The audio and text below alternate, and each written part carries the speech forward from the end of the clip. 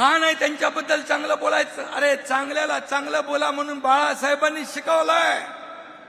तामिळनाडूत आता जी दुर्घटना घडली त्या शिष्टमंडळात देखील सिकान गेला. त्या विदेशामध्ये आपला मिलिंद देवरा गेला. ही शिवसेनेची शान आहे. हा शिवसेनेचा स्वाभिमान आहे. शिवसेनेचा अभिमान आहे की आपल्याला या देशाची सेवा करण्याची, देशाची सेवा करताना नेतृत्व करण्याची संधी देखील देत आहे. आणि म्हणून काही लोक म्हणाले तुमचा मेळावा सुरतला करायला पाहिजे. त्यांना अमित शहाला बोलवा, ह्याला बोलवा. सुरत भारतामध्येच आहे. अरे आम्ही तर त्यांना बोलवायला आम्हाला बिलकुल काही वाटणार नाही, पण तुमचा मेळावा तुम्ही पाकिस्तानमध्ये करायला पाहिजे होता. पाकिस्तानमध्ये. आणि आसिफ मुनीर का काय नाव आहे त्याचं, आसिफ मुनीर, त्याला प्रमुख पाहुणा बनवायला पाहिजे होता. मग तुमच्या पाकिस्तानमध्ये तुमच्या मेळाव्याची हेडलाईन झाल्या असत्या, हेडलाईन. आणि तुम्हाला आनंदाच्या उकळ्या फुटल्या असत्या. कारण तुम्हीच हेडलाईन दिल्या पाकिस्तानला. आपल्या लष्करावर संशय घेतला, लष्कराच्या शौर्यावर संशय घेतला. किती विमानं पडली, किती मिसाईल गेले, किती हे झालं, तेच त्यांनी सांगितलं. बघा तुमच्या देशातले, भारतातले लोक संशय व्यक्त करतायत की तुम्हीच त्यांना हेडलाईन दिली, त्याच्यात तुम्हाला धन्यता मिळते. आणि म्हणून राहुल गांधी पाकिस्तानी भाषा बोलू लागले, त्यांच्या बाजूला बसता तुम्ही. हे देशप्रेम आहे? ही देशभक्ती आहे? खरं म्हणजे हे पाकिस्तानी प्रेम आहे. आणि म्हणून तुम्हाला आमच्यावर टीका करण्याचा नैतिक अधिकार बिलकुल नाही.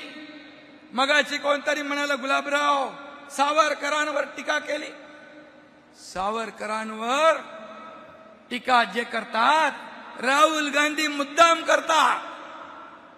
त्यांच्या मांडीला मांडी लावून बसतात आणि सांगता आम्ही हिंदुत्व. हे हिंदुत्व आहे तुमचं? हे बेगडी हिंदुत्व आहे. बाळासाहेब असते तर उलटा टांगून खालून मिरचीची धुरी दिली असती तुम्हाला. हे हिंदुत्व आहे तुमचा? सावरकरांचा अपमान मुख गिळून बसता, त्याच्या बाजूला बसता. पाकिस्तानचे झेंडे फडकवता. दहशतवाद्यांना जे बॉम्बस्फोटचे आरोपी आहेत त्यांना तुमच्या प्रचारामध्ये फिरवता. बॉम्बस्फोटच्या आरोपींचे कबरी सजवता. हे हिंदुत्व आहे तुमचं? हे हिंदुत्व आहे का? हिंदुत्व काय टी शर्ट आहे का? घातला की सोडला की चढवला की हिंदुत्व झालं? अरे बाळासाहेबांचं जे हिंदुत्व आहे ते तुम्ही 19ला सोडलं. 2019ला सोडलं, जेव्हा काँग्रेसच्या जोकडामध्ये, काँग्रेसच्या दावणीला शिवसेना बांधली, तेव्हा तुम्ही हिंदुत्व सोडलं. बाळासाहेबांनी सांगितलं होतं माझी काँग्रेस होऊ देणार नाही. तुम्ही तर बाळासाहेबांनी काँग्रेसी पंचसूत्री गाडून टाका म्हटलं होतं. ते गाडायचं सोडा, त्यांना तुम्ही डोक्यावर घेतलं. हे तुमचं हिंदुत्व आहे? हे तुमचं हिंदुत्व? जेव्हा मुख्यमंत्रीची खुर्ची तुम्हाला पाहिजे होती तेव्हा बाळासाहेबांचे विचार तुम्ही सोडले, बाळासाहेबांचे विचार विसरले. आता बाळासाहेबांचा विचार तुम्हाला यायला लागला. मुख्यमंत्री पदासाठी, खुर्चीसाठी, हे सगळं तुम्ही एका खुर्चीसाठी सगळं घालवलं. तुम्ही सगळं घालवलं. पक्षाचा प्रमुख, पक्षातले लोक संपवण्यासाठी कधी कारस्थान करतो? रामदासबाईंनी त्याची उदाहरणं सांगितली. मी पुन्हा ती सांगणार नाही. ह्याला संपव, त्याला संपव, त्याला संपव. हे पक्षप्रमुख नाहीत, हे कारस्थान करणारे कटप्रमुख आहेत. कटप्रमुख, गटप्रमुख नाही, कटप्रमुख. कारस्थान कधी आपल्या पक्षामध्ये, आपल्याच कार्यकर्त्यांना संपवायला किती नावं आहे. रामदासबाईंनी ती नावं घेतलेली आहे. म्हणून ही परिस्थिती झाली. गेला तो कचरा. कधी आत्मपरीक्षण करणार की नाही? हे लोक का जात आहेत? का? कशासाठी? याच्यात कुणाची चूक आहे? हजारो लाखो लोक चुकीचे आणि एक माणूस बरोबर. जगामध्ये असा कुठलाही पक्षाचा प्रमुख अध्यक्ष नसेल की स्वतःच्याच पक्षातल्या लोकांना संपवण्याची भूमिका घेणारा. आज आठवा, बाळासाहेब असताना किती मोठे नेते सगळे बसायचे सोबत. ते वैभव आठवा. आता काय परिस्थिती आहे? काय परिस्थिती आहे? याला जबाबदार कोण? आणि म्हणून आता मला तर वाटतं या सर्व निवडणुका, स्थानिक स्वराज्य संस्थांच्या निवडणुका झाल्यानंतर मला वाटत नाही की त्यांची सावली देखील त्यांच्या सोबत राहील की नाही. शिवसैनिक तर सोडा. आणि म्हणून मी आपल्याला सांगतो, आता मुंबई महापालिकेची निवडणूक, स्थानिक स्वराज्य संस्थांच्या निवडणुका येतील. मुंबई महाराष्ट्रापासून तोडणार. मुंबई महाराष्ट्रापासून तोडणार. मराठी माणसाचं नाव घेणार. मराठी माणसाला हद्दपार कोणी केलं? कुणामुळे तो मुंबई बाहेर फेकला गेला? याला जबाबदार कोण? कधी आत्मपरीक्षण केलं? मी सांगतो, मुंबई महाराष्ट्रापासून कुणाच्याही 7 पिढ्या खाली आल्या, कोणी माईकाला आला तरी मुंबई महाराष्ट्रापासून वेगळी होऊ शकत नाही. होऊ शकत नाही.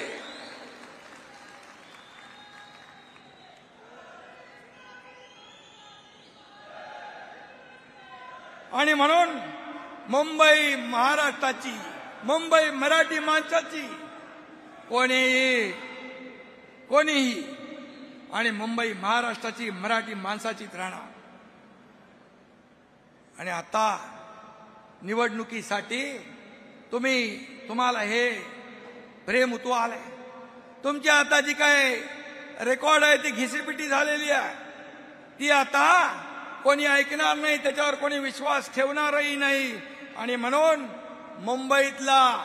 मुंबईकर जो बाहेर गेलाय, त्या मुंबईकराला पुन्हा इकडे आणण्याचं काम शिवसेना केल्याशिवाय राहणार नाही. आणि यासाठी आपण एसआरएचे रखडलेले प्रकल्प, माडाचे रखडलेले प्रकल्प आपण सुरू करतोय. रमाबाई आंबेडकर नगर 17,000 घरांचा प्रकल्प आपण पुढे नेतोय एसआरए आणि MMRDA घेऊन. याच एकनाथ शिंदेने मुख्यमंत्री असताना 160 कोटी रुपयाचा भाड्याचे चेक त्या रमाबाई आंबेडकर नगरच्या रहिवाशांना दिले. त्यांच्या डोळ्यात अश्रू पाहिले. अश्रू पाहिले. त्यांना वाटलं आम्हाला घरही नाही, भाडंही नाही, काही नाही. पण तो प्रकल्प पुढे जातोय. आणि म्हणून मुंबईमध्ये रस्ते काँक्रीटचे करण्याचा निर्णय आपण घेतला. प्रधानमंत्री मोदीजीने सांगितलं मुंबईला फिनटेक कॅपिटल करण्याची घोषणा त्यांनी केली. 9 तारखेला ग्लोबल फिनटेक चा मोठा कार्यक्रम देखील होणार आहे. मुंबई या ठिकाणी तरुणांच्या हाताला रोजगार मिळाला पाहिजे. महाराष्ट्र आपला GDP मध्ये नंबर 1 आहे. महाराष्ट्र विकासामध्ये नंबर 1 आहे. महाराष्ट्र आपला स्टार्टअप मध्ये नंबर 1 आहे. महाराष्ट्र परदेशी गुंतवणुकीत नंबर 1 आहे. महाराष्ट्र हा इंडस्ट्री फ्रेंडली स्टेट झालेला आहे. आणि म्हणून युवकांना देखील पुढच्या 5 वर्षात 40 लाख कोटी रुपयांची गुंतवणूक, 50 लाख रोजगार, या ठिकाणी हे शासनाचं धोरण आहे. आणि म्हणून मी आपल्याला एवढंच सांगतो की UPA सरकार हे 10 वर्षामध्ये भ्रष्टाचाराचा कळस गाठला त्यांनी.